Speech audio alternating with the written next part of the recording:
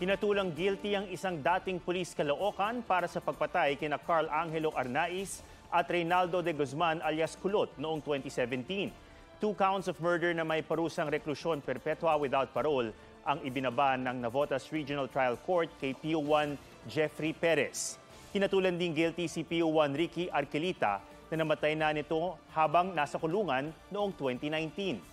November 2022 nang hatulan na guilty ng Caloocan RTC ang dalawang pulis sa pag-torture at pagtatanim ng ebidensya laban kina Arnaiz at de Guzman. Kasagsagan ng war on drugs ng nakaraang administrasyon nang matagpo ang tadtad ng saksak ang bangkay ni Kulot sa isang bahagi ng Nueva Ecija. 10 araw naman matapos mawala, natagpuan ang katawan ni Arnaiz sa isang morgue sa Caloocan. Huwag magpahuli sa mga balitang dapat niyong malaman. Maaring mapanood ang State of the Nation at iba pang newscasts sa youtube.com/GMA News. I-click lang ang subscribe button.